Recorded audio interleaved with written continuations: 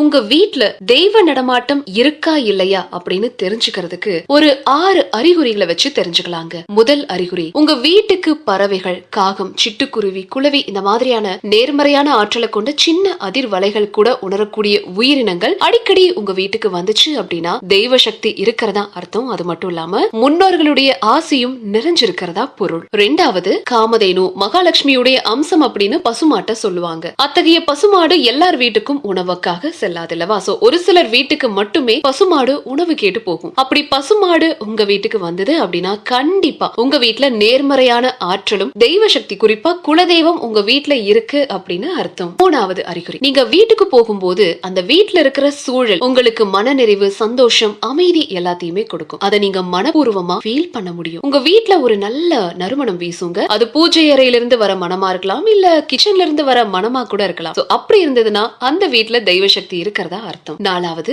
நீங்க வீட்டுல விளக்கேத்துற பழக்கம் உங்களுக்கு இருந்துச்சு அப்படின்னா நீங்க பூஜை அறையில ஏத்தும் விளக்கு நீங்களா அணையிற வரைக்கும் பிரகாசமா நல்லா எரியுங்க. நடுவுல தானா அந்த விளக்கு அணையவே அணையாது. அப்படி இருந்தா அந்த வீட்டுல நேர்மறையான சக்தி இருக்கிறதா அர்த்தம். அஞ்சாவது, உங்க வீட்டுல ஒரு தெய்வத்துடைய பேரை தொடர்ந்து பண்ணிக்கிட்டே இருக்கீங்க. ஒரு தெய்வம் தொடர்பான விஷயங்களை நீங்க பேசிக்கிட்டே இருக்கீங்க அப்படின்னா அந்த தெய்வத்துடைய சக்தி அந்த வீட்டுல நிறைஞ்சிருக்கிறதா அர்த்தம். ஒரு வீட்டுல தெய்வ சக்தி நிறைஞ்சிருந்தா அந்த தெய்வத்தை பற்றின எல்லா விஷயங்களும் அந்த வீட்டுல தொடர்ந்து நடந்துகிட்டே இருக்கும். எந்த ஒரு பிரச்சனையுமே வராது. அந்த வீட்டுல நிம்மதியும் அமைதியும் இருக்கும். சண்டை சச்சரவுகள் வரவே வராது. ஃபைனல் ரீசன், வீட்டுடைய பூஜை அறையில பள்ளியுடைய நடமாட்டம் அதிகமா இருக்குங்க. இங்க முக்கியமான வேண்டுதல் முன் வச்சு பிரார்த்தனை செய்யும் போது பள்ளி சத்தம் வருது அடிக்கடி நடந்தது அப்படின்னா தெய்வ சக்தி, குறிப்பா குலதெய்வம் உங்க வீட்டுல இருக்கு அப்படின்னு அர்த்தம்.